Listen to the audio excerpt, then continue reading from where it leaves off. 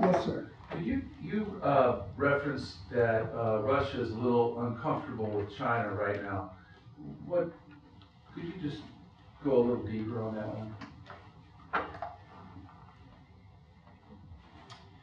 If you look at the eastern military districts of what we used to call the Soviet Union, they're empty. They're devoid of population. And pretty much devoid of defenses. And there are a lot of people in China. There's a lot of money to be made by crossing the border in extractive industries and other sorts of things. If you look at this over the long haul, China is going to so eclipse Russia. And there's very little that Russia can do about it. And the Russians aren't dumb. And to make matters worse, they have entered, because they're in such need of hard currency, they've entered into co-production agreements with China for their military systems to help China catch up in a hurry.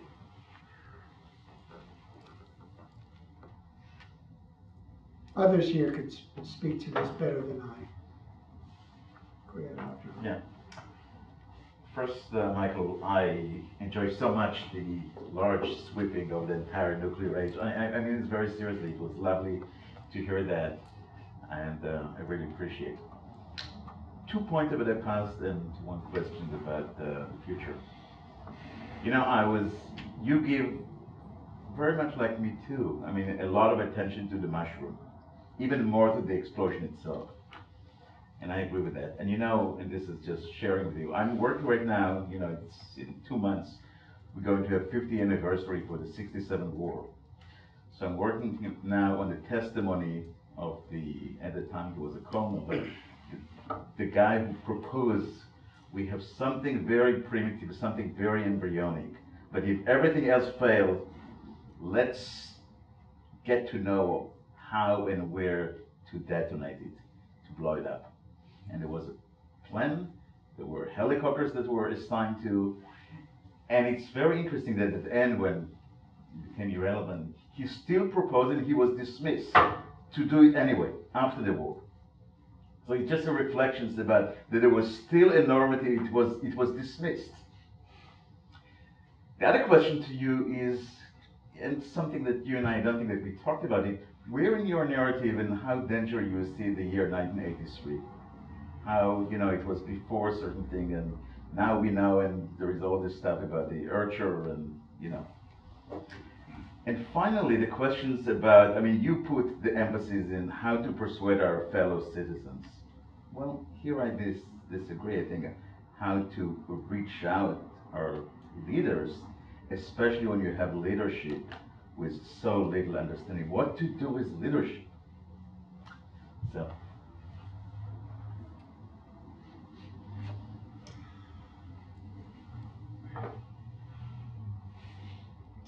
Can anyone here think of an image that is more powerful than the mushroom cloud?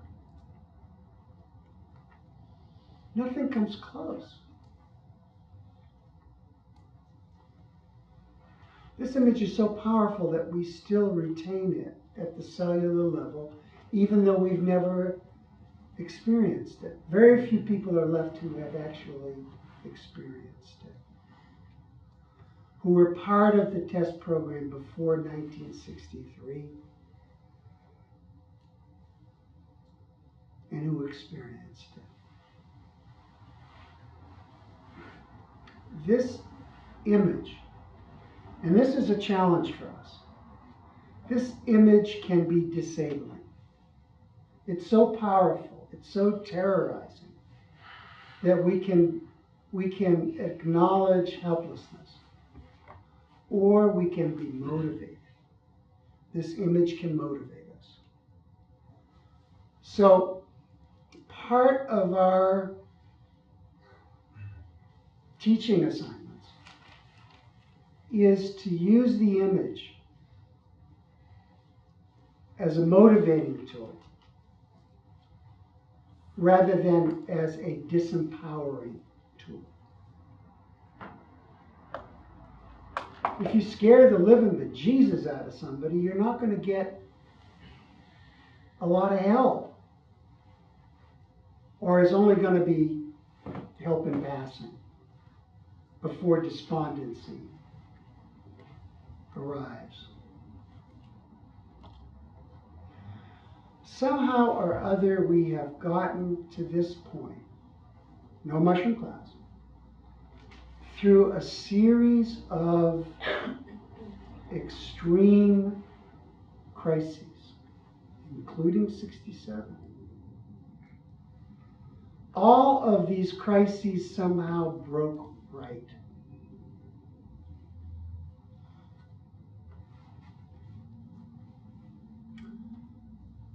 I was just talking to Bill Perry yesterday, a very wise man. And Bill insists that this is luck. All of these danger points, somehow we got through them through luck. I think divine intervention is also at play here, but Bill disagrees. These crisis points, most of them, everybody knew they were crisis points. They were obviously crisis points.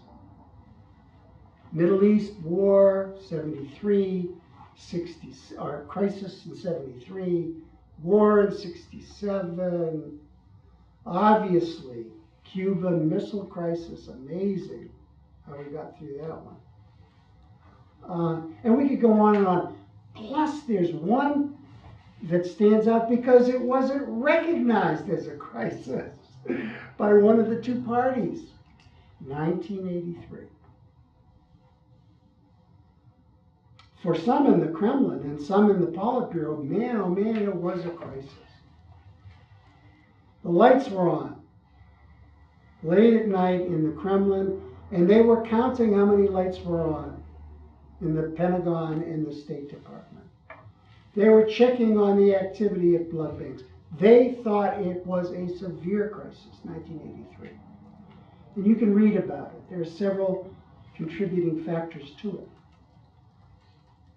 The Reagan administration didn't think it was a crisis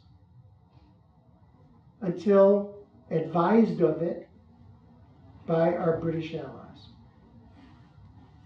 because they had a walk-in, a Soviet diplomat defected. Do you know people in the Kremlin are scared blank less about the things you're doing, the things you're saying in the United States, the military actions you're taking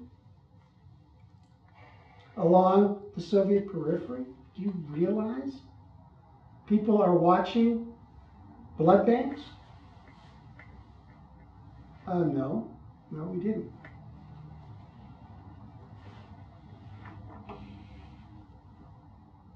So yeah, read up about that 1983 crisis. It's called Able Archer for short.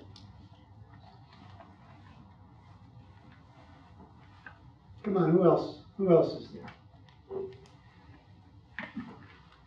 The question of leadership versus people. That's a good one. Leadership versus people. Yes. Yes and yes.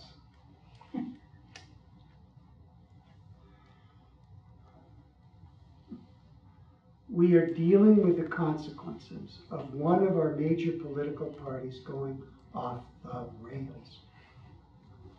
It's not just this. Read the newspaper in the morning, online, of course. How do we get both political parties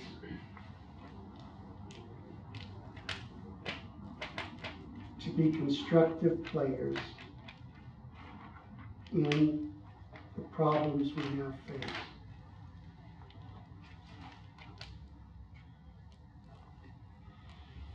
it's been so, to make things even harder, the Republican Party has been rewarded for just saying no. Every election since Obama won, the first time, they've been rewarded for blocking legislation rather than crafting legislation.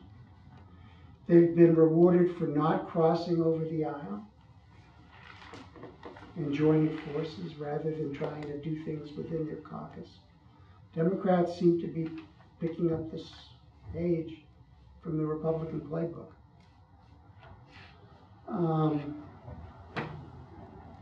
What were the negative consequences for blocking the comprehensive test ban treaties? What were the negative consequences for saying no to a nuclear threat reduction agreement with Iran? You don't get to leadership without an engaged citizenship. And we have all got to insist that every classroom in America teaches civics again.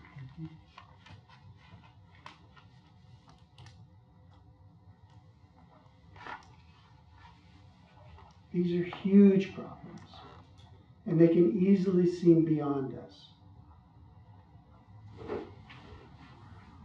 So we all do what we can. I've committed to a public speaking campaign in red states this year.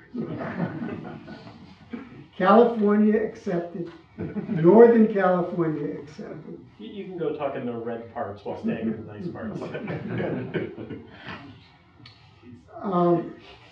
We all have commitments here as public citizens and as the next generation of experts in this field.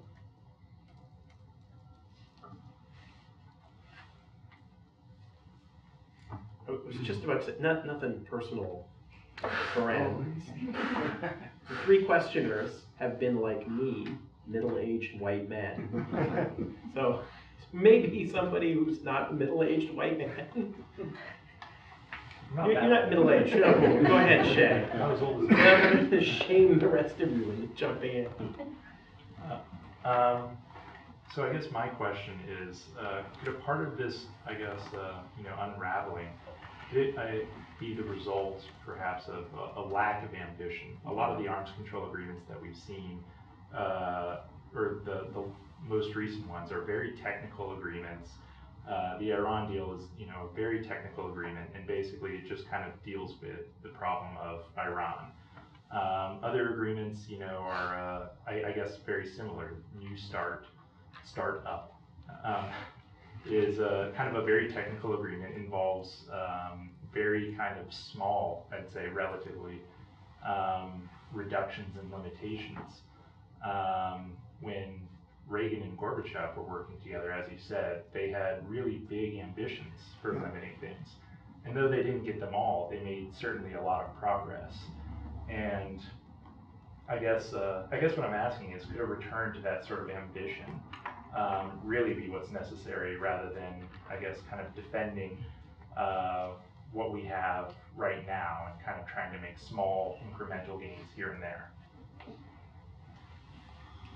That's a great question. Small incremental gains do not lead to incremental public support. And the reasons are not just that it's technical, as you say, and they're very small gains, as you say, which are both correct, but even small incremental agreements generate fierce opposition. And because they're so technical, even when everybody's trying to be on their best behavior, there are questions. And typically, not everybody is on their best behavior. So big gains are better than small gains. But big gains can't be made in a vacuum. They can only be made in the context of geopolitical reality, leadership reality, and economic reality.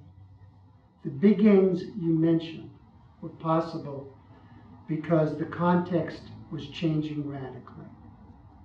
The economic reality had dawned on the Soviet leader.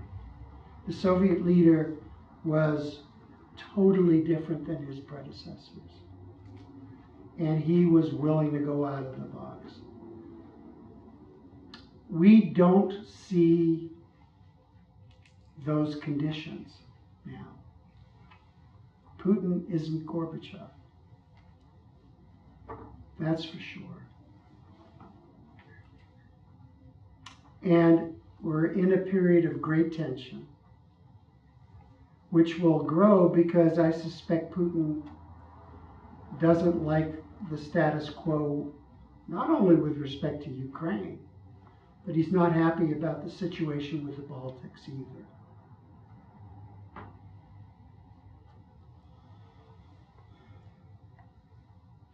And the US doesn't have the leadership now to even think through this stuff.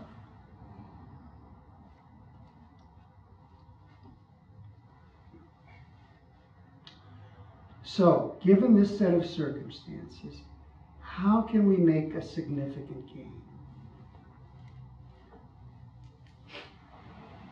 I keep coming back to the Test Ban Treaty, as hard as that seems. Because ending nuclear testing for all times in a monitoring environment. Remember, every day without a nuclear test is a good day. It's a successful day.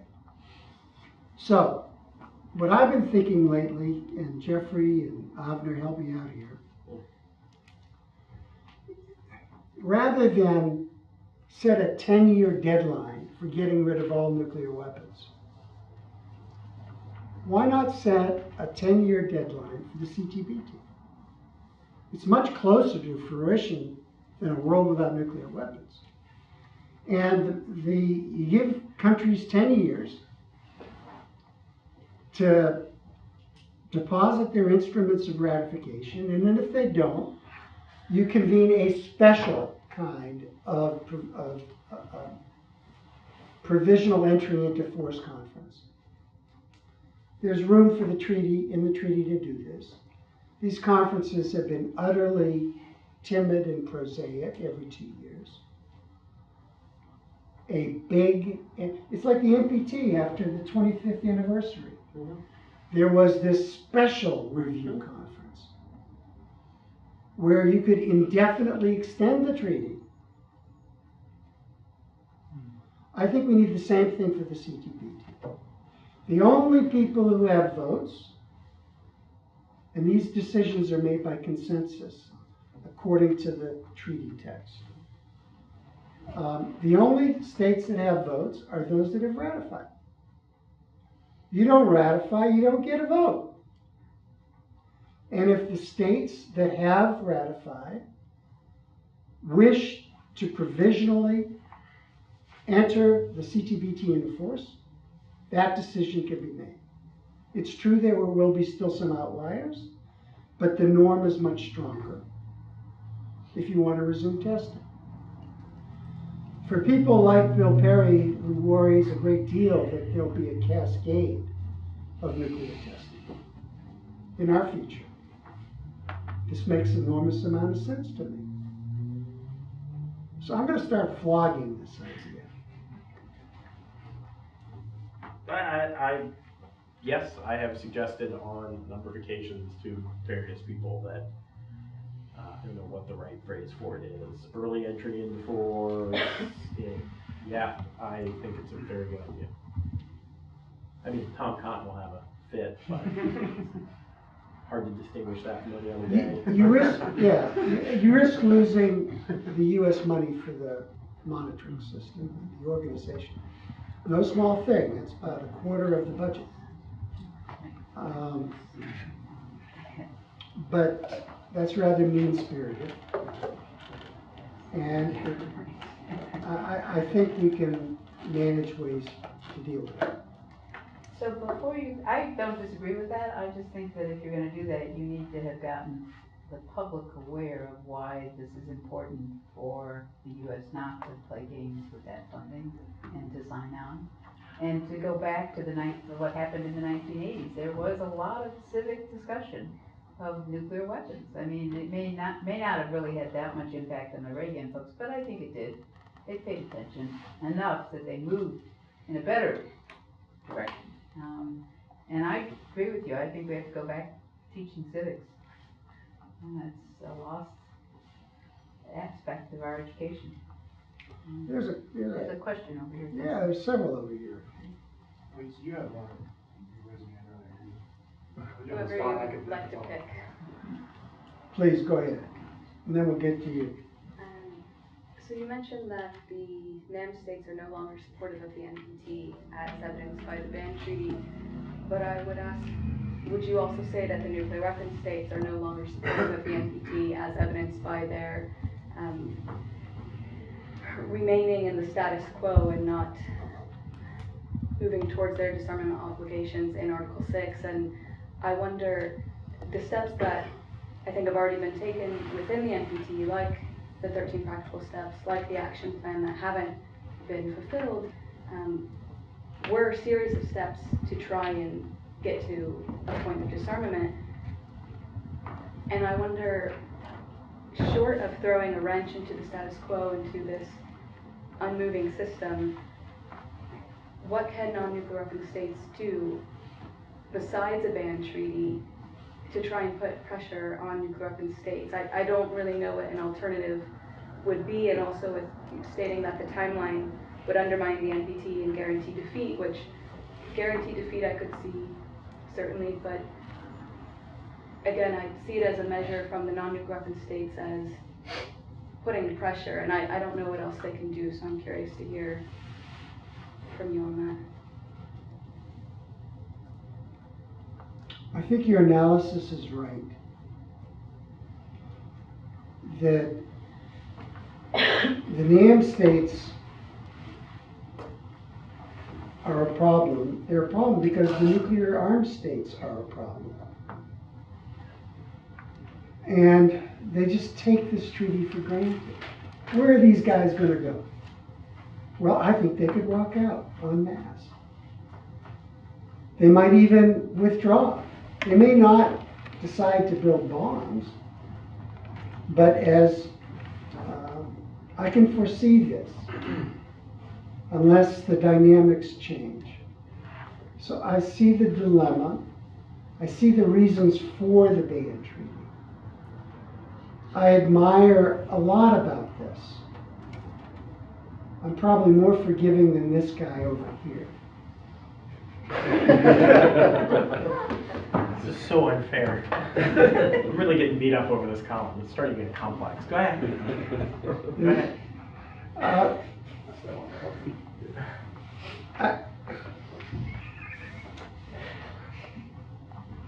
And your question, which is so hard to answer, explains the ban movement.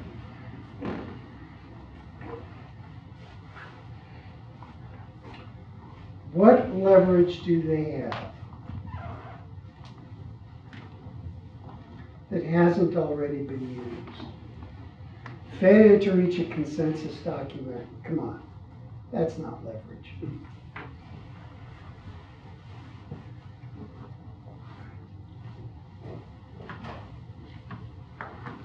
I don't have a good answer for this question. I need to think more about it. And even if I think more about it, I may not come up with a good answer. Which is why we're in this dilemma.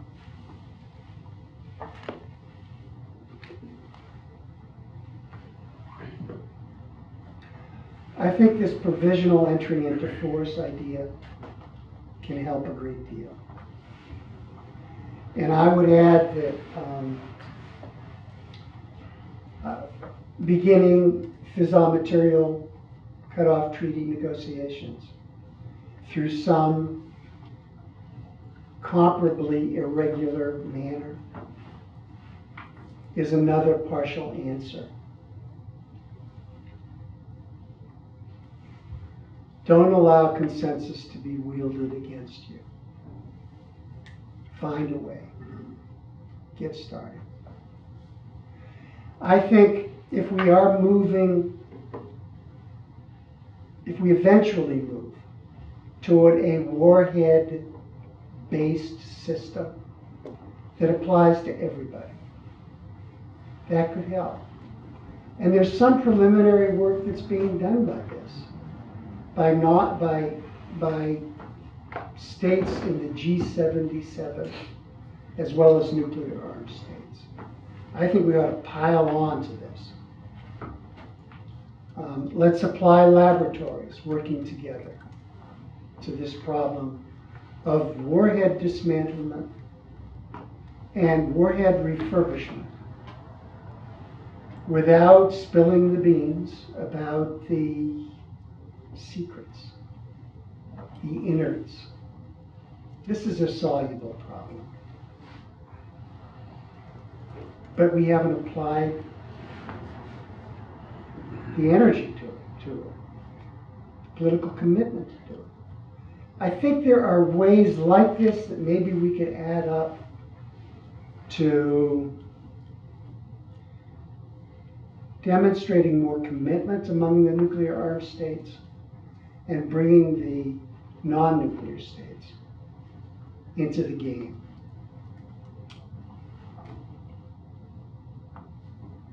But it needs more thought. This is a great subject of a paper.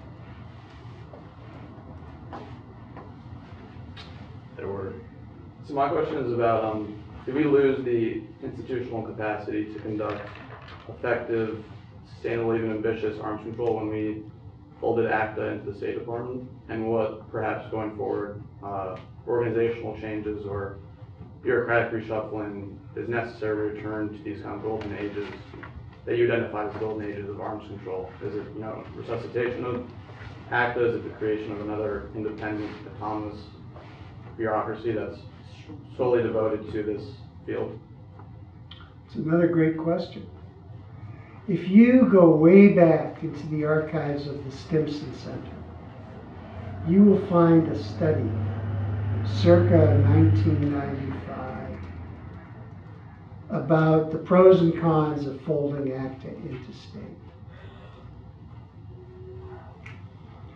It was one of the reasons for the Golden Age was because there was this purposeful agency that had amazing brain power and became a way for young talent to get into the field and to draw from academia.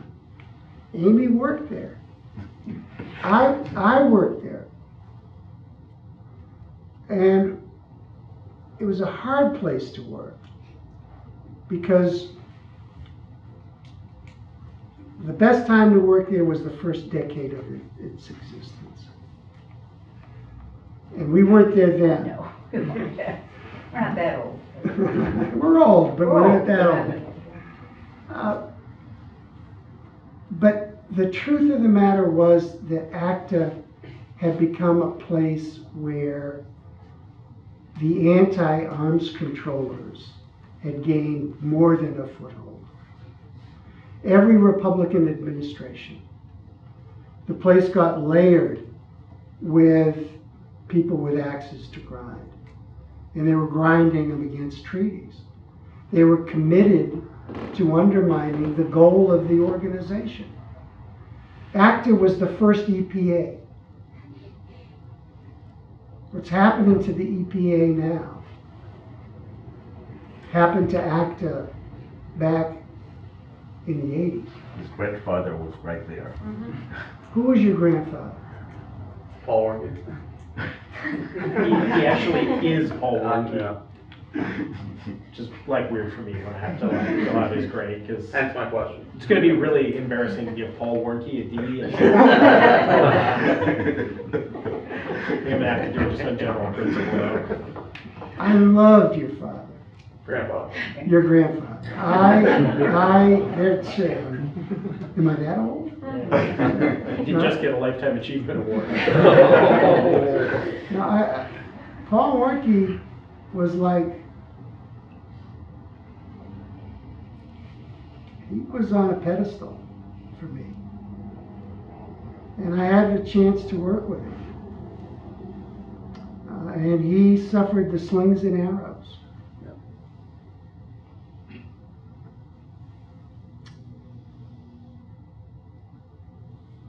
One thing Paul Warnke did, and he had the luxury of having Democratic majorities on Capitol Hill, was that he created pathways for talent to enter ACTA. I came into ACTA, I don't know, you were an appointed official. Yeah, I was appointed. But I came into ACTA as an exempted authority. So in other words, I wasn't civil service, but I wasn't a political appointee either. And so I had a way to get in. And a lot of other people did too. Here is an astounding fact. We've just had 8 years of an Obama administration.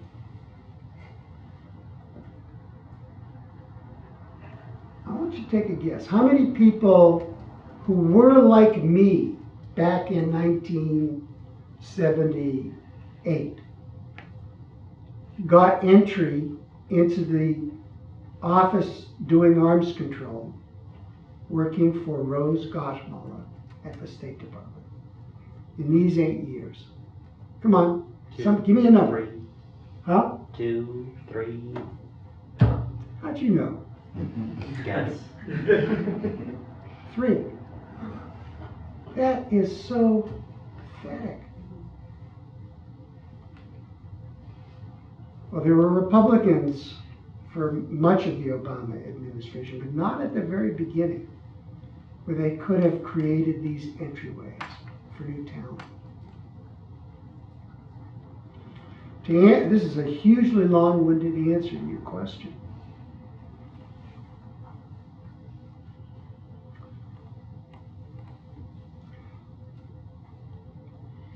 If ACTA is itself so politicized, and it would be if we recreated it, reflecting the divisions of the two parties, what can they accomplish? But if you're not going to recreate ACTA, then you better damn well be sure that when you do have the executive branch, you fill the State Department up with committed people, young talent, to work the problem. And the Obama administration didn't do that.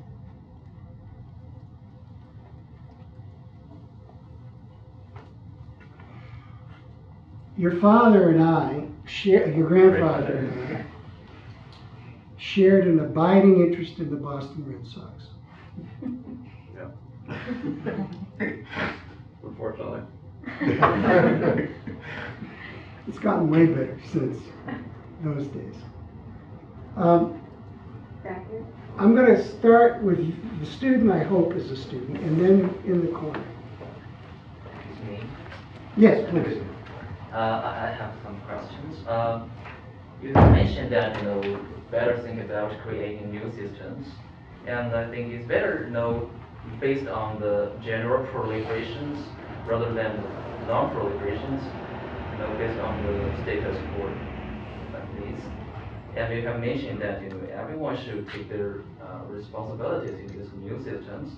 And from China, and due to the long period of aggressions and oscillations, China usually take this responsibility as positively, and even though now you try to get more involved in the international situations, they still have a long way to go. So, from your personal perspective, do you think China is doing good enough, or still have long to go, what it should do? And they have mentioned that China has put more resources to the military budget, the military constructions, and I think, given it has accomplished a great accomplishment in economy field, I think it's normal to transfer its the economy accomplishment to military field. It's common. So do you think it's better to restrain it or to learn how to go with it? If you do, because if you ask for China to take more responsibilities, you have to accept their new status quo in military power. I think so. This is my question. Thank you. Yeah. I'm not surprised that China is devoting more resources to its military. I expect that. China has interests. It will seek to defend them. It will seek to keep the United States at arm's length from its locality. The United States did this too. We had something that we called the Monroe Doctrine, where we basically said to the old powers of Europe, stay away from this continent. This is our sandbox. So I'm not surprised by what China is doing. My complaint is that China has shied away from taking responsibility for the global nuclear order. China has said that we didn't create this order. This order was created really by the United States and the Soviet Union. And everything we've accomplished by ourselves. That argument, I think, is now very old. And as China gains strength, I believe China needs to accept more responsibility. For example, China has helped arm Pakistan. Warhead design, missiles early on, and there's still exports. There's still sanctions for Chinese help to Pakistan on its deterrent. I don't think that's responsible. CTBT, behind the United States. Oh, if you do it, we'll consider it. If you ratify, we might ratify. If China would say today, if the United States were willing to ratify the CTBT, we will do this within a month. We will follow suit. That would affect the U.S. view. Because one of the arguments now against the CTBT ratification is, oh, even if we do it, there's China, there's India, there's Pakistan, etc., etc., etc. China hasn't said this. There's been no provisional commitment, no public provisional commitment. There are many other things China can do.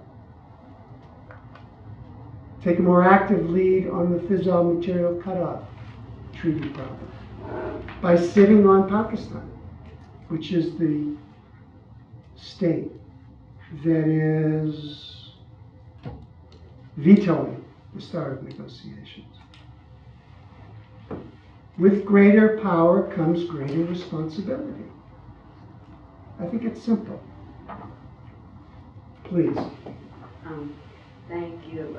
It's an opportunity to be here today. I really appreciate it. And I'm thinking about your saying about deterrence and diplomacy. And I'm looking at the actions of this 15-year agreement with Iran. So where does diplomacy and deterrence happen when we get to a place where we're coming into the 15 years? And I just would imagine there's some vision about that, but it's something to really consider. So I was wondering what you thought about it. Yeah, I think people are taking a breather of sorts because it was so bruising, this agreement. And I don't think people are really focusing on what happens 10 years from now, what happens 15 years from now. But we do know that the same people who confidently predicted that there would be no agreement with Iran for this 15 years are now confidently predicting that at year 15, Tehran is going to break out and build nuclear weapons to beat the band.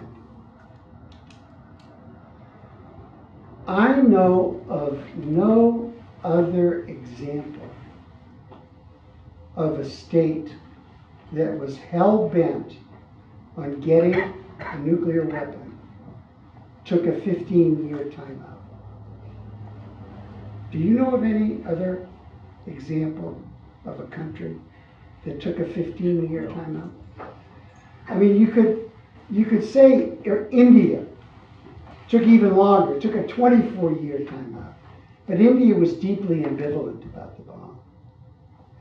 When countries are hell-bent on getting the bomb, North Korea, they don't take a 15-year timeout. So it's possible that it's possible we've gotten Iran wrong. I mean, we could be naive because 15 years to them is, what's 15 years? You know, I mean, we've been around for thousands, so, I mean, 15 years can give them time to do even more. Well, they're being watched very closely during these 15 years. And there are important, verifiable constraints on what they can do. And if they blow off these constraints, we'll know about it. And that would be an important indicator that there are problems. But so far, it looks like they're okay with the deal. And countries that have had long civilizational histories can still be in a hurry to get the bomb. And they don't take timeouts. I'm just saying we got to check our assumptions about what they're up to, because we don't really know them. We don't know what the leadership is about. The leadership is kind of fragmented.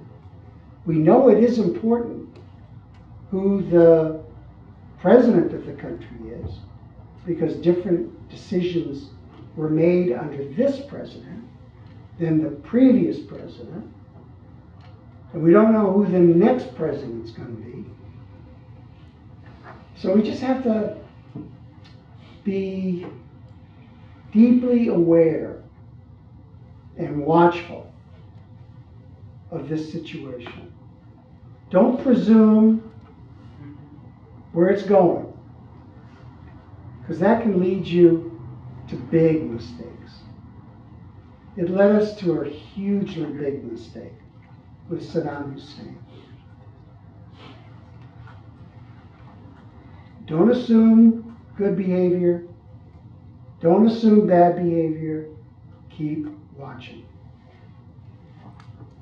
And I guess that would apply also to North Korea, because there we really don't know what's happening. Except there are no constraints on North Korea. Right. Now there are big constraints on Iran, no constraints on North Korea. So that's a different kind of a problem. And Jeffrey's going to give a public talk on that next month. You're terrible. I just like how optimistic you were that we would all live to see a next president. Last question. So, my last question. So, one thing that I think has kind of changed in the last few years is this idea of nuclear winter 2.0, which is that now we really look at things a little differently. If there's a small nuclear, even a small nuclear exchange, it could lead to catastrophic environmental aspects. And this, there's amazing research that's being done. I think it's kind of changed things a little bit in terms of a kind of shared responsibility. So I've been kind of thinking, kind of brainstorming, is how can you harness that energy to get people motivated in this? I mean, there were, humanitarian conferences and so on. And I'm wondering how can you really, because it's so severe if it ever happened, much more severe than we ever thought. It's not just the mushroom cloud, it's the hunger, it's, huge catastrophic environmental changes. So how can we motivate people? I do it in my classes, by the way. But, Good. How can we do this in a... I think the last assessment of the environmental impact of nuclear war between India and Pakistan, correct me if I'm wrong, was 2008, Yeah. around there. So it's 7 years, more than 7 years, it's 9 years later. Let's take another look at this. Has the science advanced? Can we tweak the analysis somewhat? We need more data in the public domain. That's one way to spark public assessments, especially now, where it looks that India and Pakistan are on the verge of greatly expanding their nuclear requirements. Counterforce, the counterforce compulsion. That disease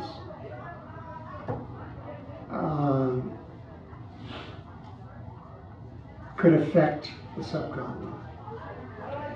They're at that junction. So that's one thing we could do, all of us. Focus on this in our teaching, in our writings, commission more studies, prompt more conversation. Do you think, if I can just follow up, do you think, it's amazing computer modeling that they're doing, and it's based on all the environmental research being on climate change and so on. Do you think that it hasn't had as much of an impact because people don't believe climate change? Don't believe in that the calculations are done correctly or something like this? Or that there's no consensus? So a lot of people believe in climate change on the subcontinent because they suffer it. Yeah. Every monsoon, every drought. They suffer the loss of the glaciers in the Himalayas and what that means. So, and my God, the temperatures and the air pollution in the cities of this subcontinent are, you would not believe. If you haven't been there, you would not believe.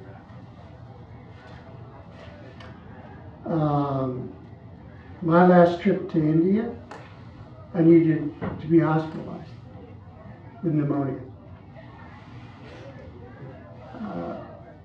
It's crazy. I was actually in Beijing. I moved on from New Delhi to Beijing and was hospitalized there. So people get it. They really get it. That's not the reason. If your life is brutish and nasty and short, and you have to worry about feeding your family, and now you have to worry about